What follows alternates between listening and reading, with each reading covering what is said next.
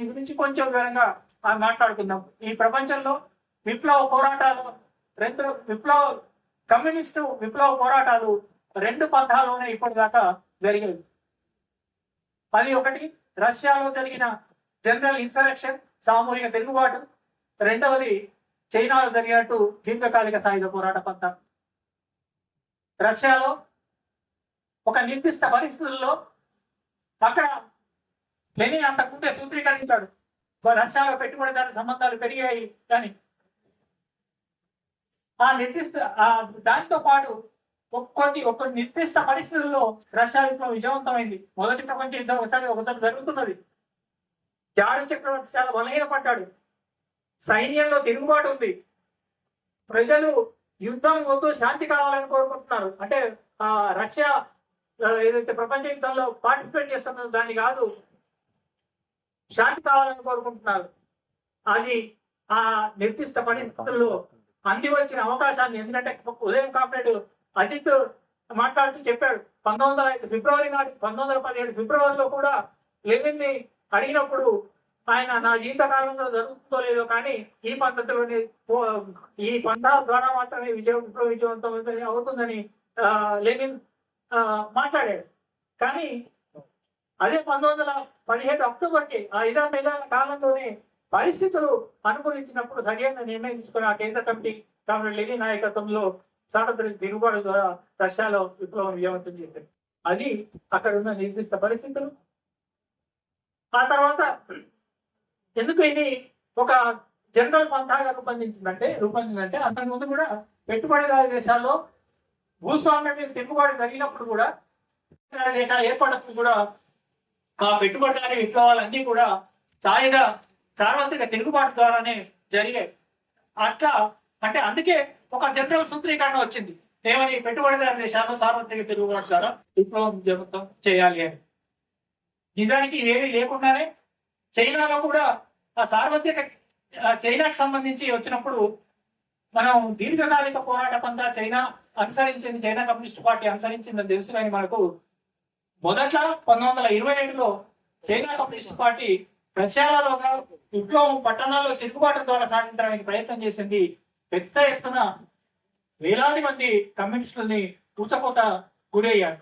ఆ తర్వాతనే కామ్రేడ్ మాయవ్ నాయకత్వంలో మన లాంటి దేశంలో, ఇక అర్ధభూస్వామ్య దేశంలో, ఇక్కడ ఉన్న నిర్దిష్ట పరిస్థితుల్లో, ఇక్కడ యుద్ధ ప్రభువులు ఉన్న దేశంలో, ఇక్కడ అర్ధ భూస్వామ్య సంబంధాలు ఉన్న దేశంలో పెట్టుబడిదారీ విధానం కాకుండా సామ్రాజ్యవాద తో పాటు కుమ్మక్కైన దళారీ పెట్టుబడిదారులు ఇక్కడ రాజ్యాధికారంలో ఉన్న సందర్భంలో ఇక్కడ అంటే పైగా ఎంతో వెనుకబడిన ప్రాంతాలు, సాయుధ పోరాటానికి అనుకూలమైన ప్రాంతాలు ఉన్నాయి. ఆనాటికే కమ్యూనిస్ట్ పార్టీ వద్ద జాతీయ విప్లవంలో అంతకుముందు జరిగిన జాతీయ విప్లవ కాలంలో మిగిలిన ఒక సెక్షన్ సైన్యం కూడా కమ్యూనిస్ట్ పార్టీ వద్ద ఉంది 1927 నాటికి. ఆ సైన్యాన్ని మీద ఆధారపడి ప్రాంతాల వారీగా అంటే గ్రామాలను చుట్టుముట్టి పట్టణాలను విముక్తి చేద్దాం అనే దీర్ఘకాలిక పంథ మావో అనుభవంతో, చైనా విప్లవం అనుభవంతో వికసింపజేశారు. దాని తర్వాత చైనా విప్లవం విజయవంతమైన తర్వాత స్థూలంగా ఈ పంథానే ప్రపంచంలోని అర్ధవలస దేశాలన్నింటికీ వర్తించవచ్చు అనే ఒక సాధారణ సూత్రీకరణ జరిగింది. అంటే ఒక నిర్దిష్టమైన అనుభవం నుండి ఒక విశ్వజనీయ సూత్రంలాగా, ఒక సాధారణ సూత్రంలాగా దాన్ని మావో అభివృద్ధి చేశారు. ఎప్పుడైనా ఆనాడు మావో అయినా, అంతకుముందు లెనిన్ అయినా, మార్క్స్ ఎంగెల్స్ అయినా ఏ నిర్దిష్ట పరిస్థితుల నిర్దిష్ట విశ్లేషణ మార్క్సిజం అని అన్నారు. అంటే మావో అర్ధభూస్వామ్య విధాలకు దీర్ఘకాలిక సాయుధ పోరాట పంథ అని చెప్పినంత మాత్రాన అదే మక్కిగా ఏ అర్ధభూస్వామ్య దేశంలోనైనా అదే వర్తిస్తుందని అనుకోవడానికి వీల్లేదు. నిజానికి అట్లా వర్తించలేదు కూడా. అది మన భారతదేశంలో ఎట్లా జరిగిందో చూస్తే కూడా మనకు అది అర్థమవుతుంది. భారతదేశంలో స్థూలంగా మనం నక్సల్బరీ తిరుగుబాటు తర్వాత భారతదేశంలో కాబట్టి చారమజుందారు దీర్ఘకాలిక సాయుధ పోరాట పంథ మన మార్గం అని ఆనాటి సిపిఐఎంఎల్ నాయకత్వం సూత్రీకరించినప్పుడు దాంతో పాటు చైనా మార్గమే మన మార్గం అన్నది అట్లా అన్నా కూడా దాని అర్థం దీర్ఘకాలిక సాయుధ పోరాట పంథ మన మార్గం అని. కానీ మరి ఆ రోజు కామ్రేడ్ చారు మజుందార్ తెలియదా, ఆ రోజు సిపిఎం తెలియదా ఏమని? అక్కడ చైనాలో మొదటి నుంచే కమ్యూనిస్ట్ పార్టీకి విప్లవ సైన్యం ఉంది, విముక్తి సైన్యం ఉంది. మన దేశంలో విముక్తి సైన్యం కదా, ఆయుధాలు కూడా లేవు కమ్యూనిస్ట్ పార్టీల దగ్గర. అంటే తెలంగాణ సాయుధ పోరాట కాలంలో అప్పుడు పోరాటం చేసినప్పుడు సాధించుకున్న కొన్ని ఆయుధాలు అక్కడిక్కడ ఉండొచ్చు, కానీ లేదు అంతకుముందు మన దేశంలో బ్రిటిష్ వాళ్ళకి వ్యతిరేకంగా కూడా సాయుధ పోరాటం ఆ రకంగా జరగలేదు. కాబట్టి ఎక్కడ కమ్యూనిస్టుల దగ్గర ఆయుధాలు లేవు. అయినా ఆ రోజు దీర్ఘకాలిక పోరాట పంట ఎంచుకున్నారంటే మన నిర్దిష్ట పరిస్థితుల్లో ఒక్కొక్క విప్లవకారుడిని, ఒక్కొక్క కార్యకర్తను తయారు చేసుకొని వాళ్ళు విప్లవ సైనికులుగా తయారు చేసుకొని సైన్యాన్ని నిర్మాణం చేయాలనే నిర్దిష్టమైన అంచనాతోనే ఆ పిలుపునిచ్చింది. మరి మన ఇది చైనా పంథాన్ని మన దేశం బుద్ధిగా అనుకరించినట్టు ఎట్లా అవుతుంది? కాబట్టి ఆ ఎరుక మన దేశంలో ఎట్లా నిర్మించాలనే ఈ ఒక నమూనా మన దగ్గర ఏం లేదు. దీర్ఘకాలిక సాయుధ పోరాట పంథ ఒక స్థాయికి వచ్చిన తర్వాత, అంటే ప్రజలకు సైన్యం ఏర్పడుతుంది, దానికి సంబంధించి నవ రచనలు ఎన్నో మనకు గైడెన్స్ గా ఉపయోగపడేది. కానీ విప్లవ సైన్యాన్ని ఒక్కరొక్కరిగా సమీకరించి నిర్మించే అనుభవం ఏ చైనా నుంచి మనం నేర్చుకోలేదు. అది భారతదేశంలో నిర్దిష్టంగా నేర్చుకొని అనుభవించుకొని నిర్మించిన అనుభవమే. ఆ అనుభవం నుంచే ఆ తర్వాత కూడా ఫిలిప్పీన్స్ లో, నేపాల్లో, పెరూలో జరిగిన విప్లవోద్యమాల అనుభవాల నుంచి ఈ దేశంలో 2 దశాబ్దాల పాటు, అంటే 1980 నుండి, అంటే 1980 ఎందుకు అంటున్నానంటే నక్సల్బరీ శ్రీకాకుళం పోరాటాల వెనుకబాటు పట్టిన తర్వాత చాలా చైతన్యయుతంగా అడవిలోకి గలను పంపి అడవిలో విప్లవోద్యమాన్ని సాయుధ పోరాట పంథాకు బీజప్రాయంగా